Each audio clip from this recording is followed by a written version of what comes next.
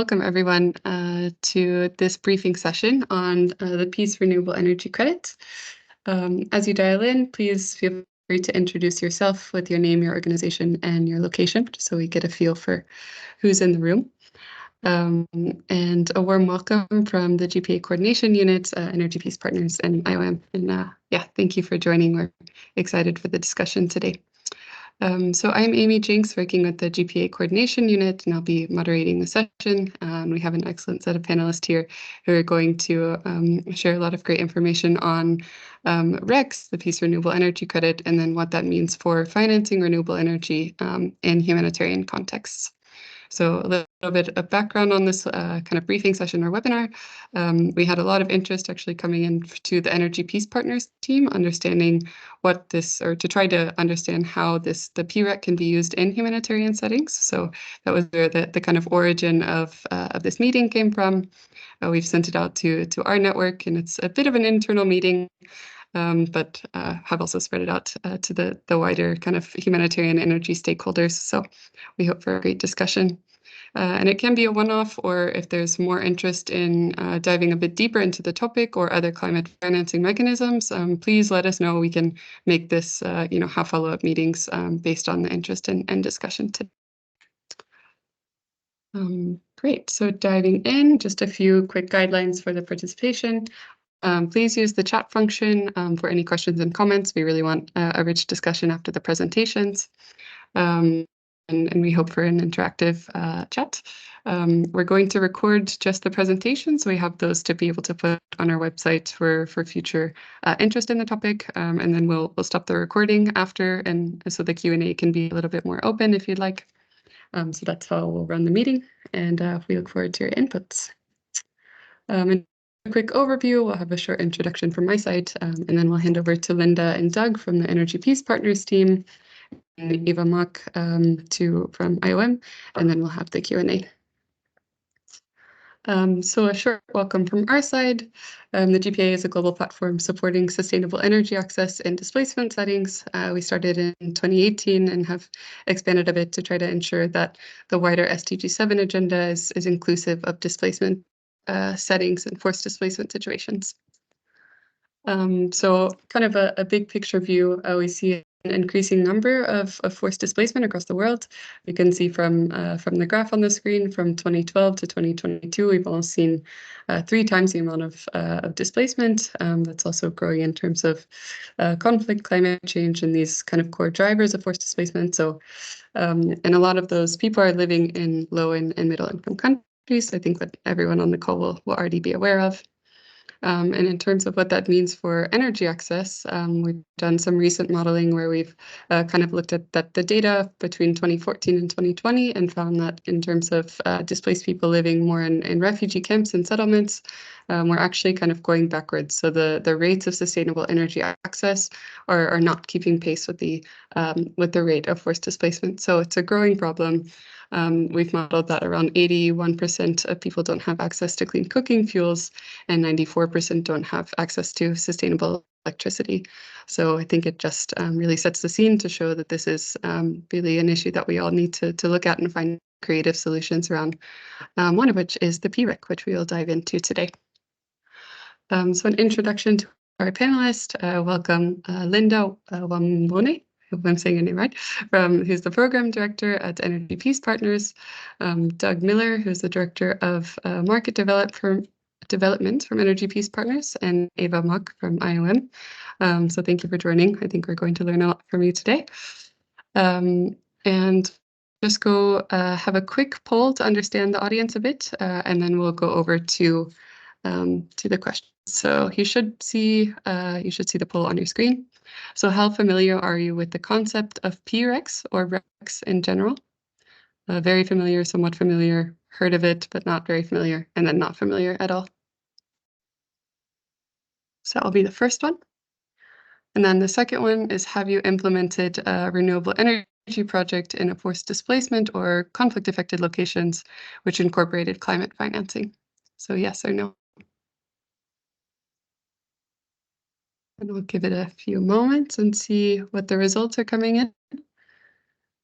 So on the first question, it seems that a majority of the audience is somewhat familiar, so that's great. We have a good starting point. Around 20% very familiar, so maybe this won't be new information, and then around 13% not familiar at all. And then on the second question, we have around 24% who have implemented a renewable energy project with climate financing, and 76% who haven't. So just for our presenters, that's the audience in the room.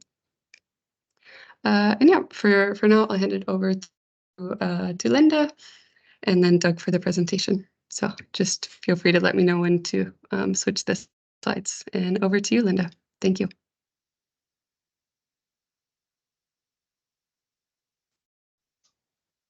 Okay, you can move the slide.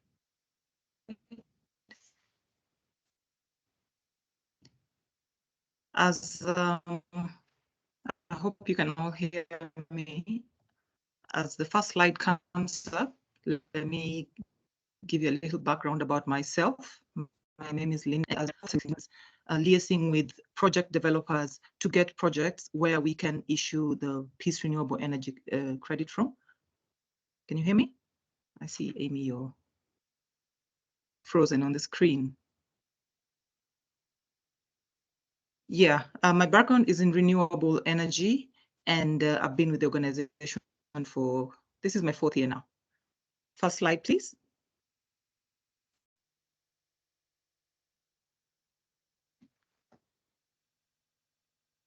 Can you see Can it? There you might hear me? be My screen is frozen. I'm not sure whether you we can hear me.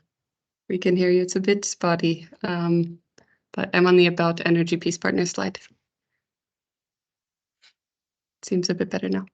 Yeah, if you can move to the first slide. The slide has not yet moved. It's still on the cover slide.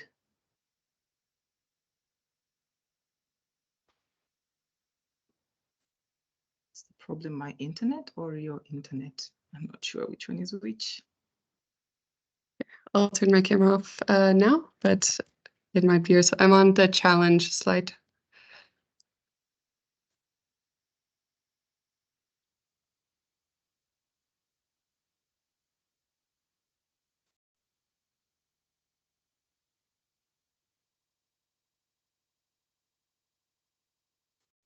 Okay, might be a small technical issue. I'll turn my camera off.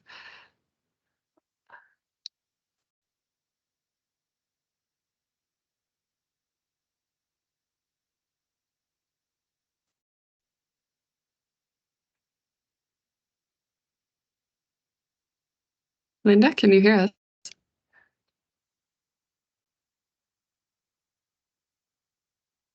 Amy, we can hear you. I think we've lost Linda.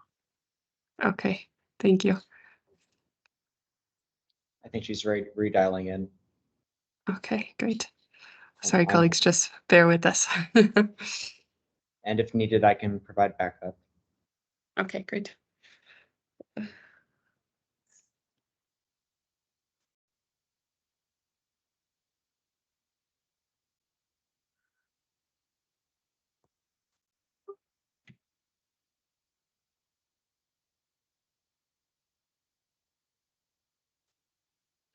Do you want to start, Doug? And then maybe if Linda can dial in, that would be great. Absolutely. So about Energy Peace Partners, so we are a US-based 501c3 nonprofit organization with offices in the San Francisco Bay Area as well as Nairobi. I'm personally also based in Washington, D.C. And essentially our mission is to make use of climate and innovative finance solutions to support peace and fragility. What that means is essentially we see renewable energy as a building block for peace and development. That, in other words, renewable energy can help make a positive contribution to address different challenges at once. And our team includes experts from the renewable energy sector, peace building and climate security. The founders, in fact, got their start in UN peacekeeping and similarly aligned efforts, and saw the potential of renewable energy and as a way to help communities also move away from expensive fuels like diesel and those that are really dirty, in particular too, like charcoal and coal. And you'll hear more about this in a bit, but EPP, we are what's called the global issuer of PeaceRex. So that means we're in charge of the standard as a whole. I see Linda's back, so I'll pause in a second. So we're the global issuer of Peace Recs. And in a half dozen countries, we are the issuer of then the broader standard of which the Peace Rec is a part, the IREC, International Rec, which we'll tell you more about. And then we also we work to expand the education, visibility, and interest in Peace Recs. So now I'll hand it back over to you, Linda. My apologies about that. Not sure what was happening, but thank you, Doug. I'm sure you've covered the first slide. And to add on to what he has said, even though I missed it, the main challenge that we address is helping to drive renewable energy investment in fragile states. And by fragile states, I mean, and we define this as countries that are at conflict risk, are very poorly resourced when it comes to energy access, and are the most vulnerable to climate. And of this population, almost over 80% of these live in fragile states. And so by using this tool, this new tool that we have developed, we are hoping to play our role and increase and drive more investment into these countries and states. Next slide, please.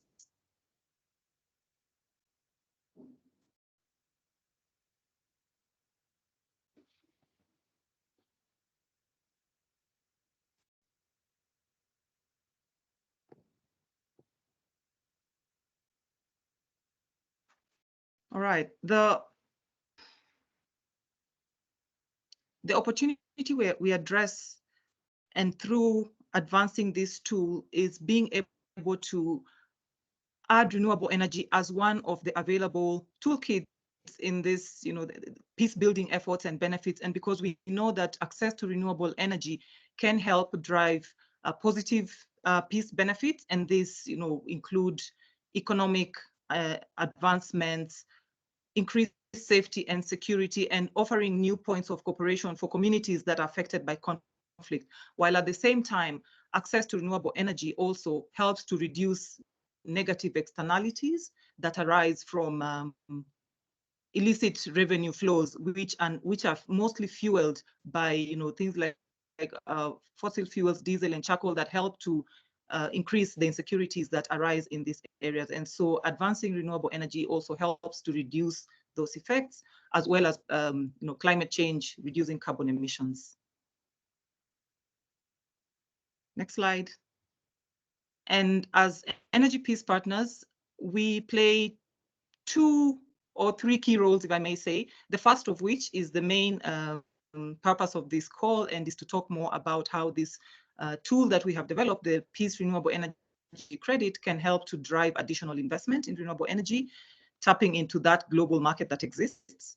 And the second one, we call it Powering Peace, and it helps to build the case for using renewable energy as a tool for peace. And we've recently also developed a new framework where we are quantifying and measuring the social and peace impacts of the projects where PRECs are currently supporting communities. And with Powering Peace, this is mostly research and advocacy that we do in collaboration with the Stimson Center, and focuses on accelerating and working to publish reports to help inform the accelerating of these UN peacekeeping missions in the renewable energy transition. And so delving deeper into the IREC as an instrument, I will first start off. This is just about a background slide, which provides basic information on what an IREC is. An IREC, in short, that is the short form. It stands for International Renewable Energy Credit, or you can say International Renewable Energy Certificate. And it is a market instrument that is recognized and accepted by a number of consumer claim standards, including the RE100, the CDP, and the Greenhouse Gas Protocol. And basically what it does is it is an exchangeable certificate that can be used in countries where there already is accreditation. On that map, you can see the countries that are colored in the deeper blue shade. And you can see in Africa, there is increasing. There are not many. A couple of years ago, it was only about a handful of countries, and now that has gone up. And it is a tool that is recognized, and that is what we are promoting. Going deeper now into what a Peace Renewable Energy Credit is. Next slide, please. A PREC stands for Peace Renewable Energy Credit, and what it is, it's a high impact IREC. So we've already talked about the international REC, which is this standard that we base our work on. And a PREC is a high impact type of renewable energy certificate that we have launched in specific countries where we target. And what it is it's a label that we place on that IREC to be able to signify the social core benefits that arise out of the projects where we are issuing this instrument from. And the whole idea is to help monetize the renewable energy that's generated from these projects. So it's a high value one. The pricing is high, and we are opening up, I would say, opening up the voluntary REC markets within Africa and the countries where we operate, and taking this to the global stage where currently there's a huge underrepresentation of these kinds of certificates from Africa. Next slide, please. And how it works is in terms of measurement. So this is a fact-based system, and it measures the electricity that is generated from renewable sources. And one PREC is the equivalent of 1 megawatt hour of electricity that has been generated. And so if you have a facility that's generating 1,000 megawatt hours of electricity, say in a year, that is the equivalent of 1,000 PRECs. And so that is what we take to buyers, and they can be able to make those claims. And what this does is it allows developers, who are the ones that are, if I use more commercial terms, on the selling side, on the sales side of this. So developers are able to monetize this additional, to monetize these attributes and get additional revenues, which they can use to enhance their projects, or take to impact projects like what IOM did. And on the buyer side, these companies that are buying, and a number of them are usually multinational corporations, they're able to use this to meet the environmental and social goals, as well as of the presentation from the buyer perspective. And as Energy Peace Partners, I'm sure Doug has already mentioned this, we are an issuer and recognized in a number of countries across Africa, including Somalia, Ethiopia, Chad, and Haiti, which is not within the continent. And we issued the first ever PREX, that was in the DRC in 2021. And since then, we've had several follow-on issuances from a number of countries. Next slide, please. In terms of benefits, I would say there, from the company's perspective, and depending on what their motivation is, we find companies like Microsoft and Google have been able to support projects through providing financing that has been able to be used to extend benefits of those electrification projects in their communities, as well as being able to finance the construction of new projects. We've had several other purchases from other countries other than the DRC and South Sudan. We recently issued the first ever PREX from Somalia. We also did that from in Chad a couple of months ago. And so we are continuing to expand this benefit to more and more countries. On the developers side, that additional revenue is what they stand to benefit the most. And because we are selling it and we offer it at a premium pricing compared to other instruments in the market, then we are able to raise a good amount of financing that can be able to go back into this project, and eventually communities stand to benefit from the kinds of projects that are being implemented, be they street lighting projects, be they electrification, or even investment in new electrification projects, because then there's increased energy access, which they're able to use to better their lives. Next slide, please.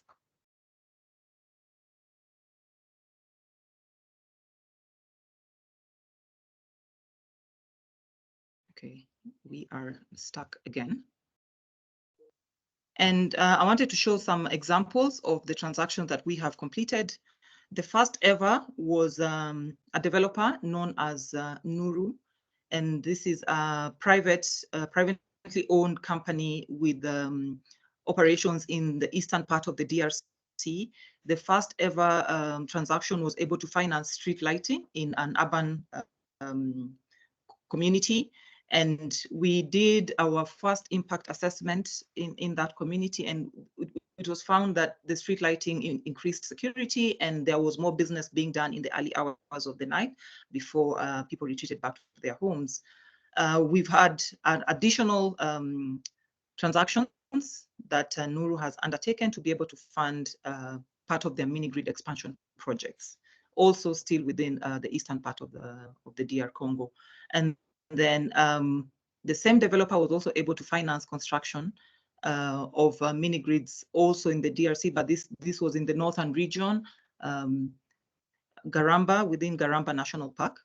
And with IOM, I'll not talk about that because Eva will cover that section, but I believe they have a very good story to share of how PREX have been really useful for them. And in terms of the target countries, the ones highlighted in red across sub-Saharan Africa, there are more than 20, including Nigeria. We have Chad, Somalia, and the rest. And out of the continent, we have Myanmar, Bangladesh, Haiti that we focus on. As already mentioned, we are an authorized issuer in these 6 countries. And in the countries where we are not an issuer, and there is another organization that is the issuer, we usually work with them to be able to get the projects that we have identified that are can receive the PREC label.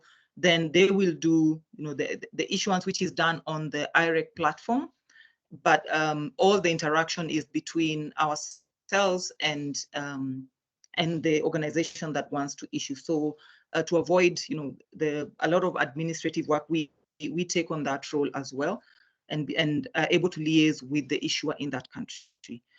Some of the countries that are not yet IREC issuing, like I showed on that map, in such cases, then we are not able to issue IRECs at present until it's able to go into and be recognized as an IREC issuing country by the ITRAC Foundation. So if a country is not yet already an IREC issuing country, then it becomes a little difficult. But the foundation itself and ourselves are also working to increase access to this instrument across as many countries as possible. Next slide, please. So this is my final slide, and may not be very relevant here, but just to mention that we are currently at advanced stages, and we want to launch this fund. It's going to be a $10 million fund that will be able to support with upfront financing for projects that are yet to be built. And the whole idea is that this facility will be able to provide up to 10% of the required CapEx in exchange for a long-term contract of PREX that will be delivered to the facility once the grid starts operating. And the whole idea is that we are able to increase access and facilitate construction of projects, because access to finance is one of the biggest challenges that developers are facing on this continent, that is, is hindering the development of very many projects. And so this is a way to support projects without necessarily being debt or another type of debt instrument that developers can tap into to be able to contribute into the pot of money that they're using to raise their this is the first part of the presentation, and I will let Doug take over from here to talk more about the market side.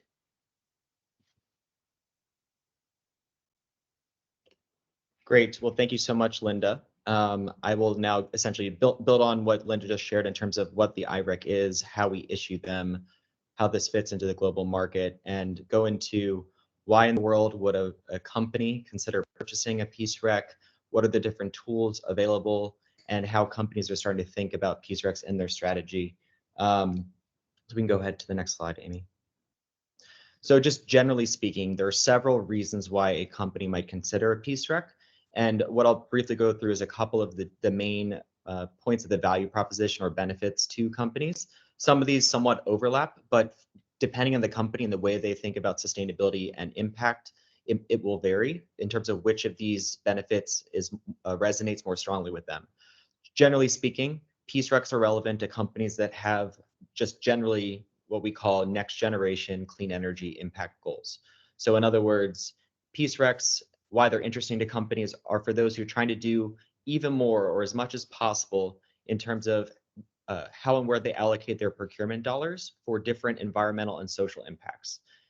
To be a bit more specific, companies are interested in Peace Recs for this from the social impact perspective, because they want to see that there's this growing movement that companies want to be able to see how does a renewable energy project benefit a local community. And of course, based on what Linda just shared, Peace Recs really combine both the renewable power with an instant community benefit that benefits the wider group of people who live there. And that's something that really resonates with companies because they can point and see what was that project that got built in part because of my support. Next, more and more companies are thinking not just about buying clean energy in the countries where they have facilities. That's typically where companies buy clean energy. And of course, most companies don't have a physical presence in the fragile countries where we at EPP work. So one angle that where we engage with companies is around their value chains, meaning the countries where they have suppliers potentially and or customers. So this idea of looking at the energy-based emissions from their suppliers. So for those who are in the weeds of carbon accounting, looking at the scope 2 of value chain partners, which is a part of a corporation's scope 3 emissions. And so that's one angle that resonates with companies. Another is companies in general want to see somehow that their procurement is supporting new renewable energy. This idea, even though it's more of a carbon offsets concept, this idea of additionality that their procurement enabled a project is really resonates with that. That's something that they really prioritize. And then next, companies are also thinking about, well, if I support renewable energy in one country or another country, that grid or energy system might be relatively clean, and perhaps my procurement dollars, if it went elsewhere, a place that either currently has a more carbon intensive system or could potentially adopt a more carbon intensive system, that their procurement might be better spent in a fragile country. And so this idea of avoided emissions is another benefit that resonates with companies. Next slide, please. And just I see a quick question which I'll answer just as I start this. The countries that are eligible is we look at fragility. So we use 3 different metrics based on social metrics, environmental metrics, and governance metrics to determine fragile countries. And those are external metrics that we then use to essentially identify roughly 24 countries where Peace Recs could be issued. And so when we think then about more precisely what customer segments are likely most keen on Peace Recs, so based on those different benefits I just mentioned, there are a couple of categories of companies that stand out most. And again, some of these may overlap, but on one end, it's big tech and fintech companies who have large budgets, who are continue to be seen as just generally the trendsetters. And for example, the first PREC transactions were by Google, Microsoft, and Block. And so this kind of fits that mold here. And the next category of companies are those who have a really heavy brand presence. So those who really rely on their brand. And so they might approach decision-making slightly differently than, say, a manufacturing company. And so think fashion companies, cosmetic companies, design companies, et cetera. The third category are those that have already set goals for their scope 3 emission reductions because they're probably already thinking about those different countries where they have suppliers or users, again, where some may, even if it's small, a small overlap may overlap slightly with fragile countries, which might create that interest in supporting a Peace Rec project in that country. The next is there actually are, surprisingly, at least for myself, after I joined EPP, there are some companies that have production even in fragile countries, especially those that are in the food and beverage sector. and of course, certain companies in the hotel and accommodation sector. Even if these facilities are small, their demand might be sufficient to help move a Peace Rec project forward. Next slide, please. So I'm just going to now briefly go through a couple of new resources that we've made available for the wider public, but most especially for renewable energy corporate buyers, as well as companies who advise corporate buyers.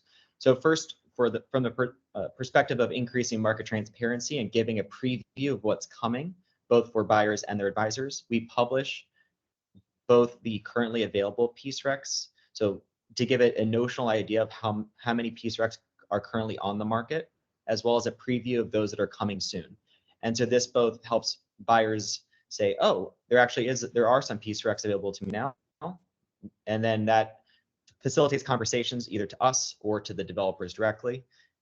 And then they can also get a gauge on, well, if there's not a Peace Rec available now that meets their needs for a given country, perhaps there's one coming soon that does, and so they reach out to express early interest in that. So this certainly has helped promote greater transparency and more conversations in this market. Next slide, please. So, and I see a couple questions in that I'll weave in as I go. We know that we at EPP, a team of 9 people, we ourselves are not going to run the global market, and we in fact can't, because we aren't party to transactions.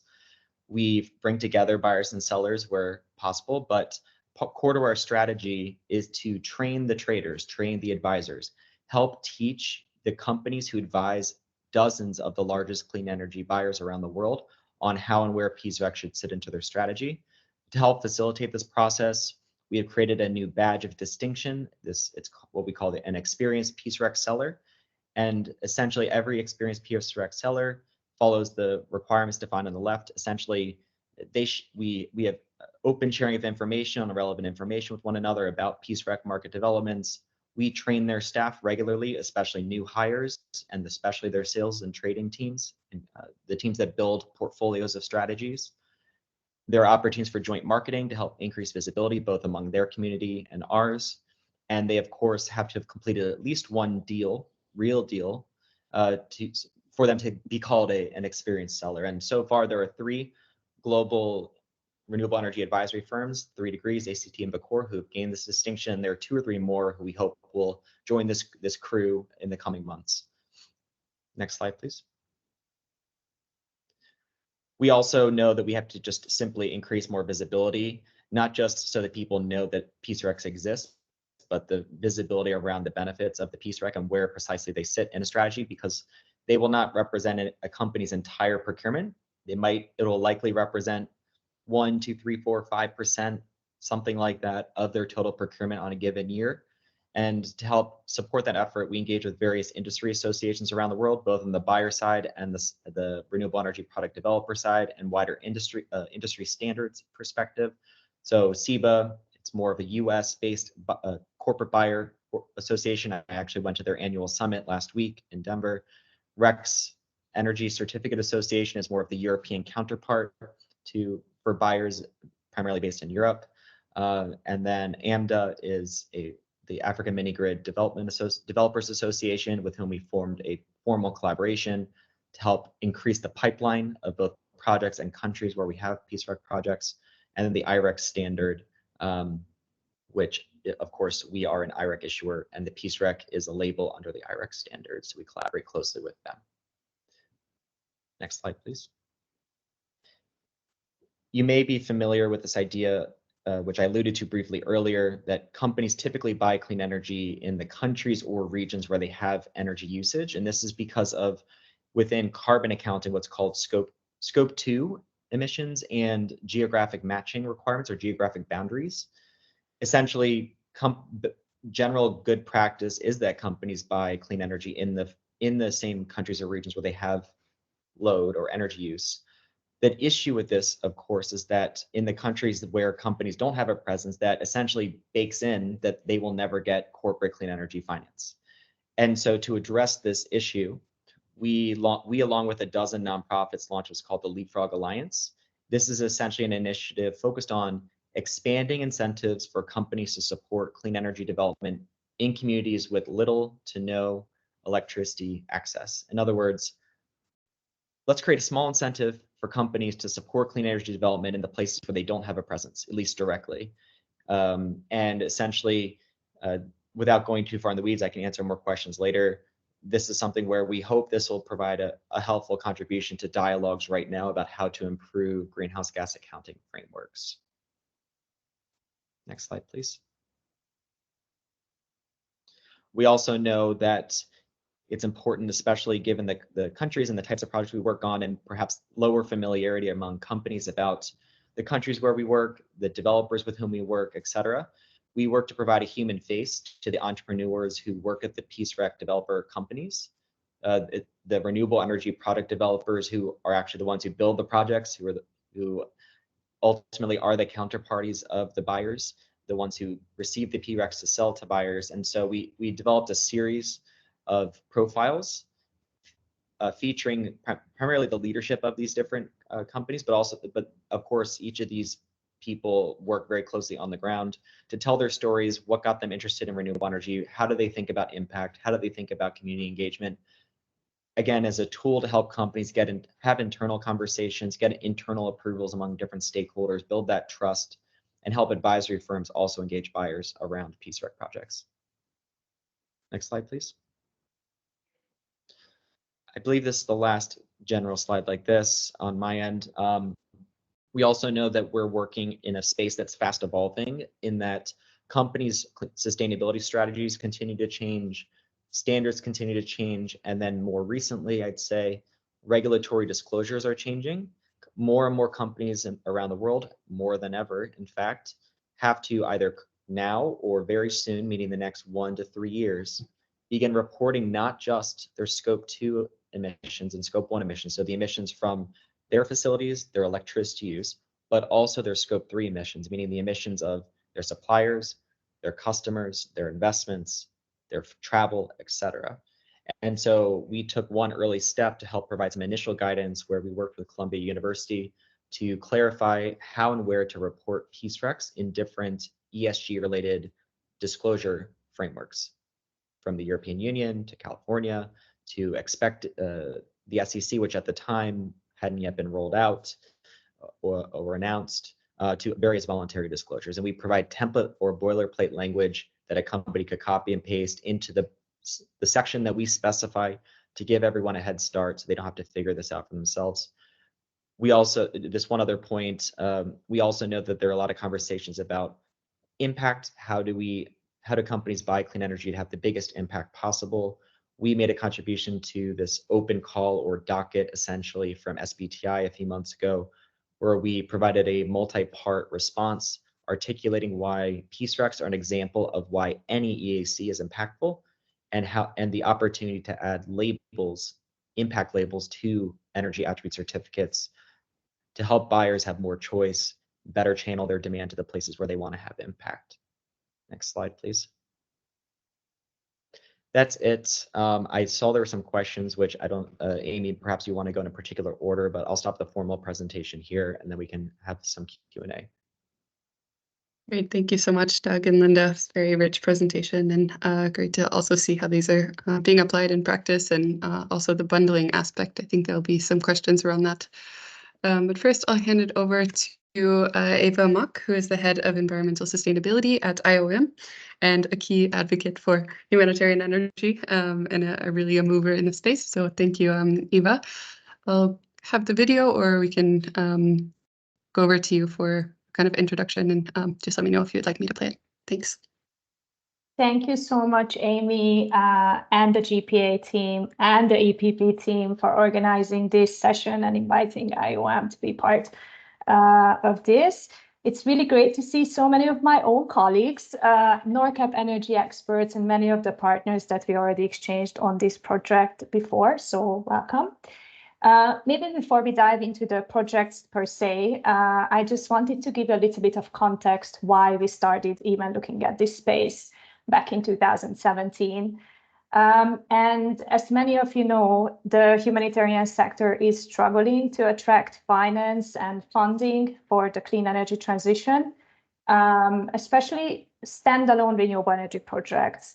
So our question was how to make that happen. How can we ensure that there is truly a flow of financial capital from the global north to the global south, which is, again, critical for driving the clean energy transition. And it is enshrined in a way in the Paris Agreement and all the voluntary commitments that Doug just mentioned before.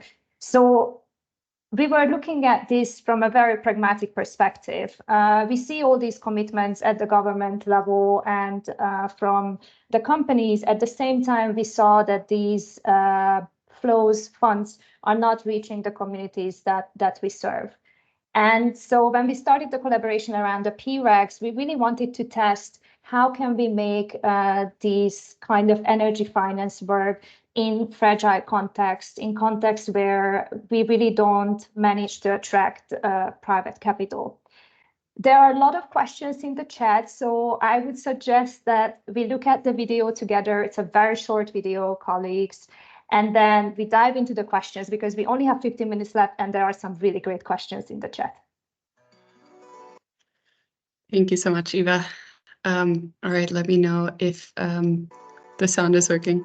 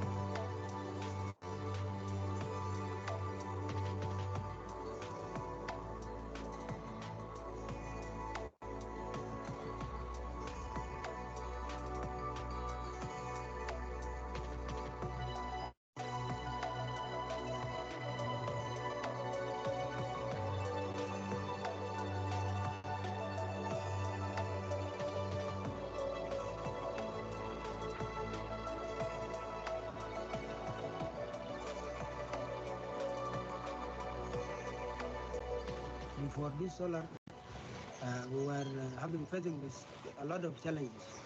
The power was not there, doctors are not attending the patient, but now we are attending the patient 24/7 because power is existing in the hospital.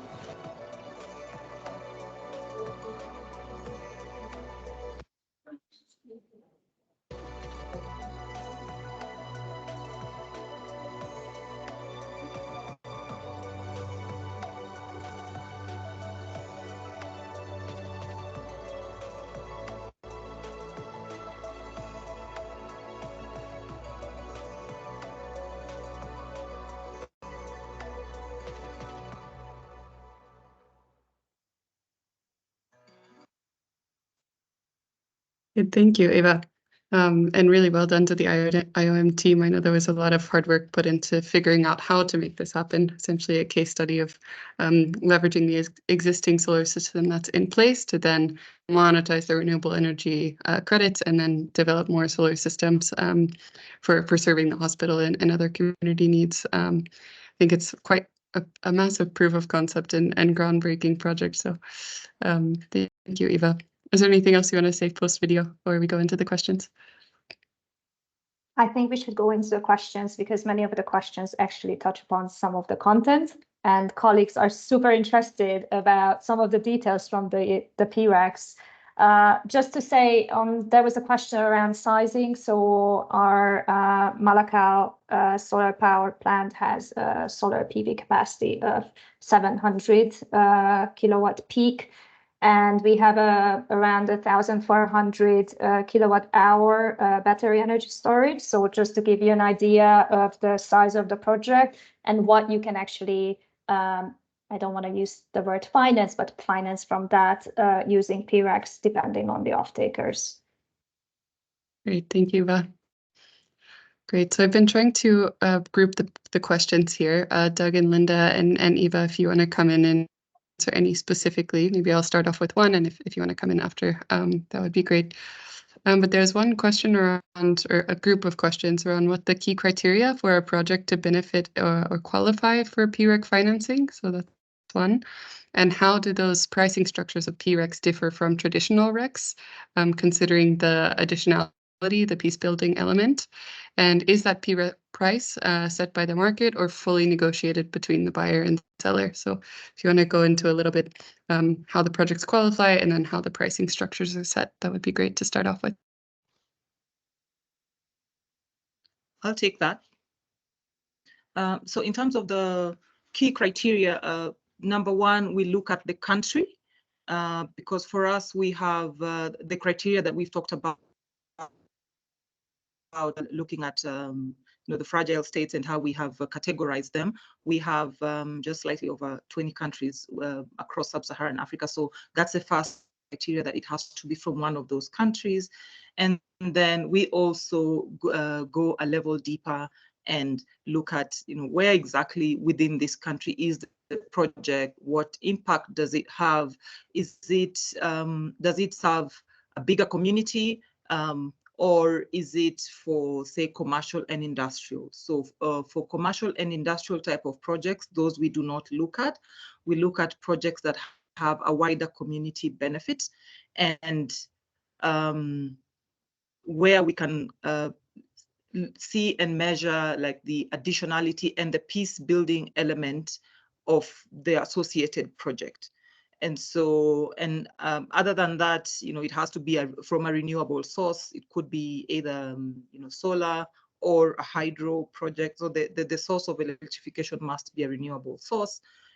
And in terms of size, while there is no minimum size, previously there was a size, but now there's no minimum criteria, which means that as a project developer, you can have a portfolio of projects, of smaller projects that you can aggregate together and have those registered as one portfolio, because looking at how a certificate is quantified. So one PREC is the equivalent of 1 megawatt hour of electricity generated. So it only makes sense that the bigger the size, the more the certificates you get, and therefore the better.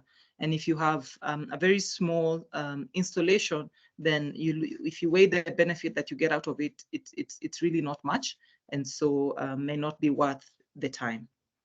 What was the other question? Yes, so how the price is set. So is it fully by the market or negotiated between buyer and seller, or how that process works? This is a very, I would say, new market. And we can only speak from the transactions and the experience that we have gathered over the last couple of years. And the general range we have seen is in the pricing per megawatt hour, that's per PREC, being in the range of $30 to $50. And this is what we have seen from a number of the transactions that we have facilitated. But I must add that there have been exceptions to that. So I would say that buyer motivation is different, and there are those that are primarily motivated to supporting the actual project, and so it doesn't matter the volume that you have. And in such a case, it would be unfair to talk about a pricing, but on average, that's what we've seen from the more kind of commercial kind of transactions. And I would not say currently that it is market driven. I would say it is more buyer driven, and we, being the ones that are facilitating, sort of tend to see that buyers are comfortable with pricing in that range. Doug, you could probably add to what I have said based on your experience. Yeah, I mean, I would just say that the market still remains relatively small. There have been roughly or nearly 10 transactions at this point, but there isn't the same market dynamic. There's no arbitrage like you see in other global EAC markets, for example. Right now, it's mainly based on the impact projects. Essentially, the pricing is informed by the budget shortfall, so that the financing gets approved or the bankability of the project moves forward. Great, thank you. I think that connects also to a question on the kind of monitoring and certification fees structured within the PREC framework. If you could shed a bit more light on that. The structure of the fees chargeable, we charge our what we call there are two types of fees. So first of all, I must say that registering for issuance of PREX is not a very expensive affair, and there are two types of fees that are associated with it. The first one is what we call the device registration. So the actual device, the one that's generating the electricity and therefore the certificates, has to be registered within the IREC standard platform. They have a central registry, it's one global registry. There is a one-time registration fee that's associated with that, and that varies depending on the size of the device being registered. And so anything below 1 megawatt is $100, and actually the $100 is from anything below 250, they don't charge anything. And so from 250 kilowatts to a megawatt, the one-off registration fee is $100. Above 1 megawatt but less than 3 megawatt installation, that's the installation capacity, the fee is $500. And then anything above 3 megawatt is $1,000. And so these costs, before that, the low fees were not available because originally the REC market was designed for larger installations and utility scale kind of projects. But now that we are seeing more and more, like decentralized and smaller systems, then there was need to have those adjustments made. And these fees are valid for a period of 5 years, and then you renew the registration of the device after 5 years, but at renewal, you pay 40% of the initial amount you paid. And then there is the second fees is what we call a PREC issuance fee, and we charge $2 per PREC. And this also, part of that, we also pay for issuance of each certificate on the registry, but that, it's within the $2. So those are the only kind, like the two fees that are chargeable. So the $2 per certificate, and then the one-time registration fee, dependent on the size. Great, thank you so much. That's helpful. Oh, can I go for add it. one? Yeah. Just one quick additional point, just to make it clear. Again, the PeaceRec process is it's underneath the IREC standard. So it's everything we do is on top of all the best practices and approaches that the IREC requires. And this is all to get the PeaceRec label on top of the IREC. So again, the way I think about it, kind of the PeaceRec is a label that's sandwiched onto the IREC. And so what Linda just articulated is to get that special certification in a way. Great, thank you. That's very helpful. And maybe just reflecting on a comment in the chat, and also colleagues, if you'd like to raise your hand and ask a question directly, feel free. I can call on you, and maybe we could stay on for 5 or 10 more minutes after if the conversation keeps flowing. But one kind of reflection in the chat from Mark is that most developers require kind of or desire a large capacity, but the real need is really for smaller decentralized systems. And then there was also another question around like how large or what is the minimum power generation capacity for a project to be considered for PREX? And also one around is it possible to issue PREX for future generation? So maybe that connects a bit with what you're doing around the PREC aggregation facility. If you want to kind of touch on the minimum sizing and how can we actually get the PREC for actually what we see, which are 20 to 50 kilowatt peak systems. How can we bundle those, and how does EPP work to do that? One quick answer, again, Okay. because it's really important. PeaceRecs are not issued until the data are certified. It's not a carbon offset. It's not buyers commit to buy PeaceRecs, which enables the financial flows and the bankability to move forward. But a buyer will not receive a PREC until the solar or other renewable project is built, generating electricity, and we and our partners certify that what the meter read says. Yeah. So, and to add on to that, the aggregation facility actually has been designed to help developers with those financial flows with this forward contract, which is more of, like their committing to deliver the PREX once they start generating on an annual basis. But in the meantime, we give them the money to go ahead and complete the construction of the project. But the issuance will only be done after the generation. And so it resolves this headache, like, we've said buyers will only get PREX once generation has happened, and that means that there can be no financial flows until the generation happens. And meanwhile, developers are looking for money to construct. So that is the whole rationale behind development of this facility. Now, when it comes to the other question, which is, it works better for larger projects, but the need is more for smaller decentralized systems. The ITRAC Foundation, which manages the IREC standard, reviewed their rules, and so there's no minimum. You can, you can go down to, even 1 kilowatt hour, but a certificate can only be generated once you get to 1 megawatt hour. Now, when it comes to the smaller systems, the challenge has always been how to verify, because again, this is a claim, and a certificate is issued on claim of that generation. And the challenge for the smaller systems has been how can that verification be done, like independently? So if it's a solar home system, and how can you be very sure that this household actually consumed this kilowatt hours last night without working on assumptions of 4 hours or whatever. So that has always been the challenge. But there are a number of verification platforms, and with technology that is being integrated in these systems, there is progress being made. And there are other, there are already recognized IREC platforms that are now starting and to aggregate that kind of data and monitor using the tools and technology available. And so I believe that this is a problem that is in the works in terms of being resolved, and we will see over the over the coming period that it will be able to issue that there will be a possibility of issuing certificates from such kinds of systems.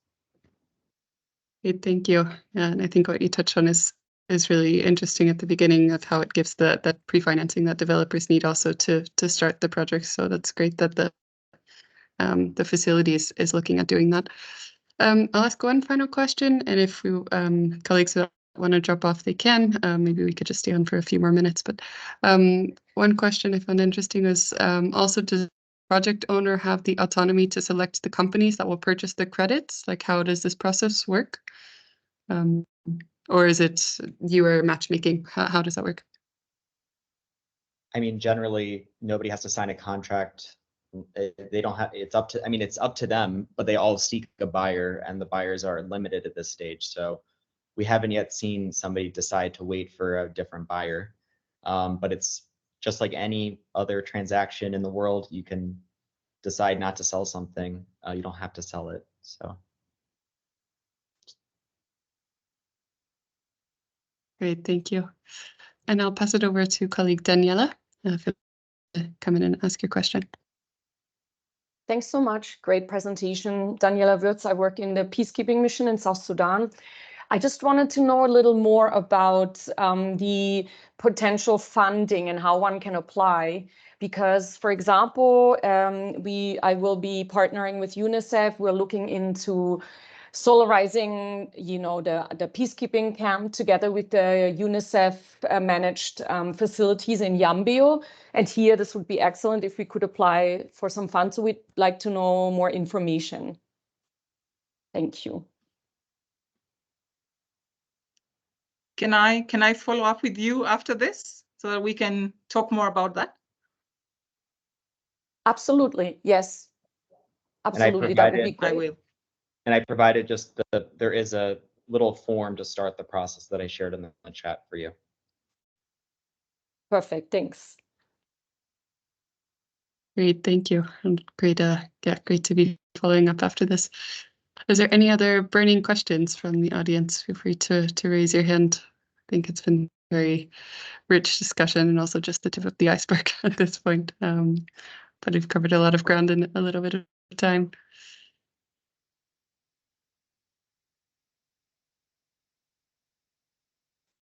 Okay. I'm not seeing any more for now. But as a follow-up, we invite you to reach out to the EPP team if you have more questions specifically on the PREC and how this financing works and if it could be a potential use for your projects. And I see someone has tons of more questions, but this was a great webinar. Also, feel free to send us your questions, and we can make sure they're documented and we get some answers as well in a Q&A. We hope to put at least the core part of this presentation and the Q&A we've had today on our website, so that will be public information. And so if we're within the GPA team, we have a kind of the mandate to convene partners and to work on these challenging topics. So if there's any other types of climate finance or RECs or anything that you would like to know more about, we can always convene future meetings like this. And of course, EPP team, IOM, if you feel it would be useful to kind of dig in a bit more of a workshop style with interested colleagues, we can always continue to have these discussions. So yeah, if there's any other kind of climate finance or renewable energy credit discussions that you'd like to have, please feel free to email us at energy@unitil.org.